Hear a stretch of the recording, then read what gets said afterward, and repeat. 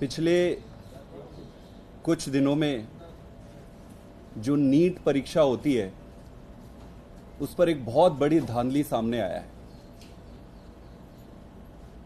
ये नीट परीक्षा देश के लिए बहुत महत्वपूर्ण है।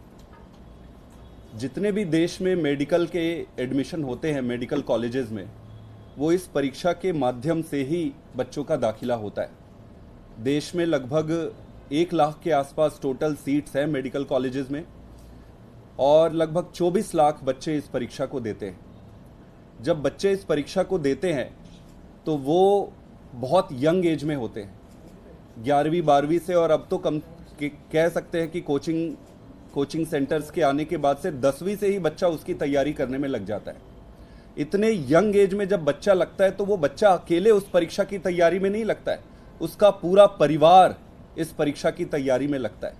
अब आप सोचिए कि 24 लाख परिवार इस परीक्षा की तैयारी में दिन रात लगे होते हैं, और जब ऐसी परीक्षाओं में धांधली हो, इसको धंधा बना दिया जाए, पेपर्स को बेचा जाए, तो ये किसी देश द्रोह से कम अपराध नहीं है।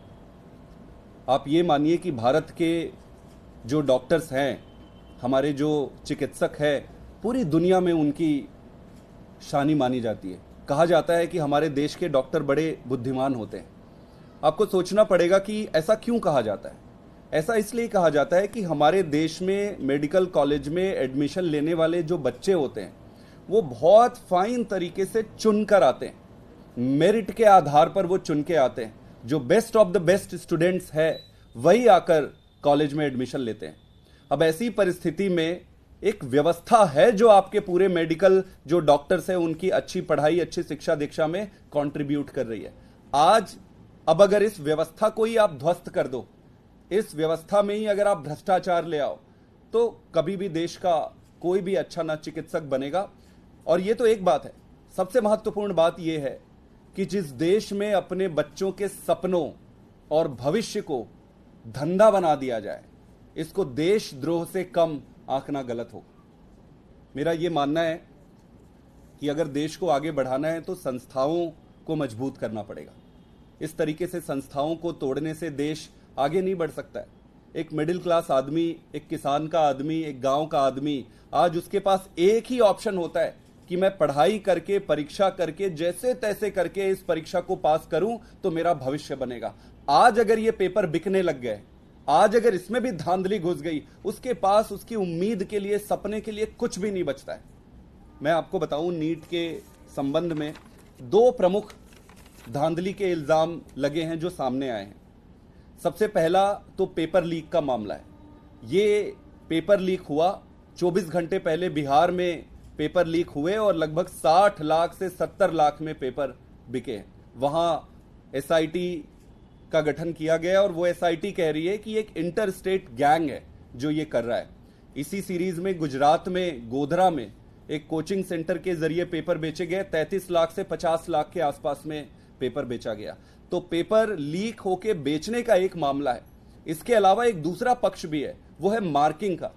अब इतने बड़े परीक्षा में, और एक एजेंसी जो एनटीए है, नेशनल टेस्टिंग एजेंसी, जिसको सिर्फ परीक्षा लेने के लिए गठित किया गया है, वो जो मार्किंग है, जो नंबर्स दिए हैं, उस पर कुछ समझ ही नहीं आ रहा है। आप उसमें देखेंगे कि इस परीक्षा के दौरान 67 लोग रैंक 1 आए।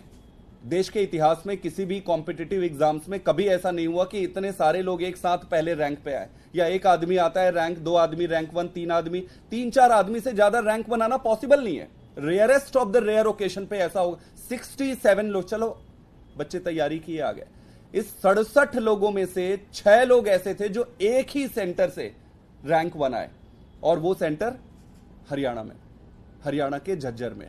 तो 67 लोग रैंक 1 आए, 67 लोगों में से 6 लोग एक ही सेंटर से रैंक 1 आए।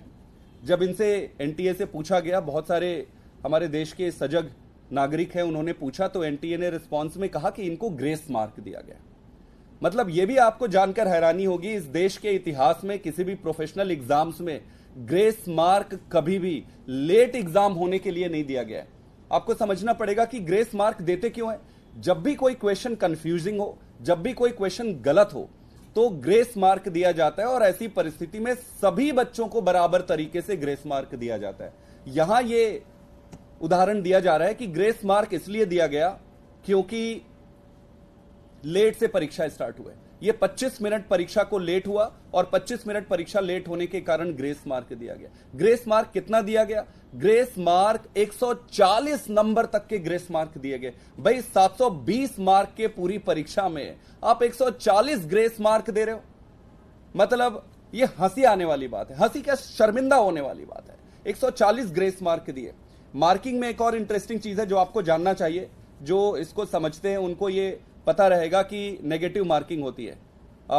इस पे ऐसा होता है कि आप सही उत्तर दोगे तो 4 अंक मिलते हैं और अगर आप गलत करते हो तो आपको 1 अंक कट जाता है। तो अगर इसको आप कैलकुलेट करेंगे तो कभी भी आपका कई ऐसे मार्क्स हैं जो हो ही नहीं सकते। जैसे इन्होंने दिया हुआ है 719, 718, ये पॉसिबल ही नहीं है। इसको पूछा गया तो कहा ग्रेस मार्क दिया गया। ये लगभग 1563 लोगों को इन्होंने ग्रेस मार्क दिया है। हम पूरा देश ये जानना चाहता है, वो सारे बच्चे ये जानना चाहते हैं कि भाई ये 1563 कौन लोग हैं जिनको आपने ग्रेस मार्क दिया। ये 1563 किस किस सेंटर के हैं जिनको आपने ग्रेस मार्क दिया, और ग्रेस मार्क का क्या आधार है जिस आधार पे आपने ग्रेस मार्क दिया। आप आश्चर्यचकित हो जाएंगे कि ये सिर्फ 2 ही पहलू नहीं है। इसका सबसे इंपॉर्टेंट महत्वपूर्ण पहलू यह है कि भारतीय जनता पार्टी का इस धांधली से क्या कनेक्शन है। आपको बड़ा आश्चर्य होगा कि देश के इतिहास में आज तक जितने पेपर लीक्स हुए हैं, जितने इस तरीके से बच्चों के भविष्य को बेचने के धंधे हुए हैं, उसका भारतीय जनता पार्टी ने इंस्टीट्यूशनलाइज कर लिया है। मतलब उनसे ज्यादा अच्छा और किसी को नहीं आता है कि कैसे पेपर बेचा जाए, कैसे इस पे धंधा किया जाए। इस केस में भी जो हरियाणा के एक सेंटर जहां से 6 लोगों को रैंक 1 दिया गया, वो भारतीय जनता पार्टी के एक लीडर का है। कोर्ट में केस है, मामला चल रहा है। मैं ज्यादा उस स्कूल का नाम और उस व्यक्ति का नाम नहीं लूंगा। आने वाले समय में नाम लेंगे भी मुझे पूरा भरोसा है कि कोर्ट इसका संज्ञान लेगी। लेकिन दोस्तों, भारतीय जनता पार्टी और पेपर लीक का ये जो संबंध है आपसी, जो इनकी घनिष्ठता है, वो यही खत्म नहीं हो जाती है। ये तो इस पूरे पिक्चर का एक छोटा सा परिदृश्य, एक पहलू है। मैं आपको बता दूं कि संडे गार्जियंस में और इंडियन एक्सप्रेस में एक आर्टिकल आया था जो ये कहती है कि टिल मार्च 2023 70 पेपर लीक हुए, 70 पेपर के लीक हुए, और इसमें लगभग 1.5 करोड़ जो बच्चे हैं उनका भविष्य खतरे में आया। 7 साल में 70 पेपर लीक हुए, 1.5 करोड़ से ज्यादा बच्चों के भविष्य को इन्होंने अंधकार में रखा। मैं गुजरात में आपको बताऊं, गुजरात तो इसका गढ़ बन गया है। The genesis of entire problem यहीं से शुरू होती है। आप गुजरात में देखोगे कि 2012 से पिछले 11 साल में 11 पेपर लीक हुए। 2015 से आज तक एक भी, मैं फिर से रिपीट कर रहा हूं, 2015 से आज तक एक भी पेपर बिना लीक के गुजरात में एग्जाम कंडक्ट नहीं हुआ है। आपको मैं बताऊं कि जीपीएससी चीफ का एग्जाम हुआ, लीक हो गया 2014 में। तलाटी एग्जाम हुआ 2015 में, लीक हो गया। तलाटी सुरेंद्र नगर गांधीनगर एग्जाम 2016 में लीक हो गया। टीचर्स एप्टीट्यूड टेस्ट 2018 में लीक हो गया। मुख्य सेविका 2018 में लीक हो गया। नायब चिंतित 2018 में लीक हो गया। And this goes on and on and on and on. Not even a single examinations have been conducted fairly in Gujarat. And Gujarat is not the only state. जहां जहां भारतीय जनता पार्टी की सरकार है, ये धंधा वहां फ्लरिश हो रहा है। मैं आपको बता दूं एक और इसी कड़ी में, मध्य प्रदेश में व्यापम घोटाला जो हुआ था, इससे बड़ा परीक्षा के संबंध में घोटाला कभी नहीं हुआ। इस व्यावसायिक परीक्षा मंडल है व्यापम, इसमें लगभग 13 ऐसी परीक्षाएं होती हैं जो अलग अलग जॉब्स के लिए और एडमिशन के लिए होती है। इसमें पेपर लीक के कारण लगभग हजारों मेडिकल स्टूडेंट एडमिशन लिए और लाखों की संख्या में प्रोफेशनल एडमिशन लिए। इंटरेस्टिंग बात यह है कि इसमें भारतीय जनता पार्टी के जो एजुकेशन मिनिस्टर थे वहां पे देन लक्ष्मीकांत शर्मा जी, उनको पुलिस ने पकड़ा। उसके साथ साथ भाजपा के कई नेताओं को पकड़ा, लेकिन पहली एफआईआर करने में 8 साल लग गए। आप सोचो उन बच्चों की क्या स्थिति रही होगी, उन माता पिताओं की क्या स्थिति रही होगी कि 8 साल लग गए पहला एफआईआर होने में। सुप्रीम कोर्ट के इंटरवेंशन से एसआईटी बनी और ये लगभग 1200 से ज्यादा लोगों पर केस हुए। लेकिन दुर्भाग्य की बात यह है कि इसमें उन बच्चों के ऊपर भी केस और उन माता पिताओं के ऊपर भी केस हुए जो इस नेक्सस में फंस गए, जो पेपर को खरीदे। और दुर्भाग्य की सबसे बड़ी बात है कि लगभग 23 लोग इस केस में मर गए।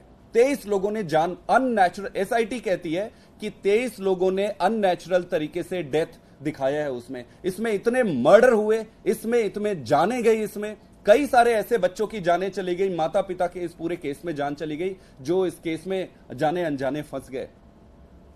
व्यापम का सेकंड पार्ट भी आया, जैसे पिक्चरों की सेकंड पार्ट आती है, व्यापम का सेकंड पार्ट आया। इसमें पटवारी की एक परीक्षा होती है। पटवारी परीक्षा में 10 लोगों की मेरिट लिस्ट निकलती है। 10 लोगों में से 7 लोग जो नंबर 1 आए, रैंक 1, वो एक ही सेंटर में थे। और बीजेपी का संबंध यहां खत्म नहीं होता है, वो सेंटर भारतीय जनता पार्टी की एक नेता का है।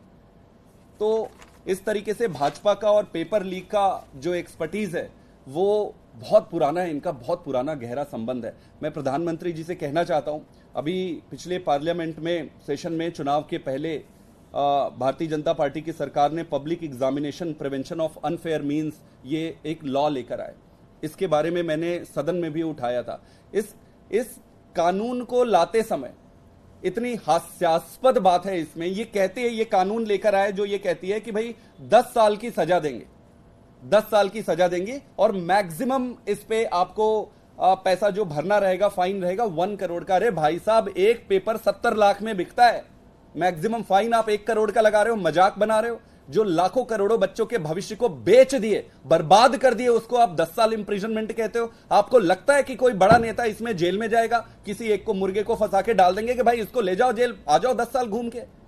मजाक बना रखा है। मैंने सदन में भी खड़े होकर यह बोला कि भाई सबसे पहले तो अगर किसी एग्जाम में ये सारी बातें आती है तो तुरंत स्क्रैप करके एग्जाम को फिर से कंडक्ट करने की प्रावधान होनी चाहिए, सबसे पहला। दूसरा, अगर कोई बच्चा या कोई माता पिता अनफेयरली इसमें फंस गए, उनको इससे कैसे सुरक्षित किया जाए ये समझना पड़ेगा।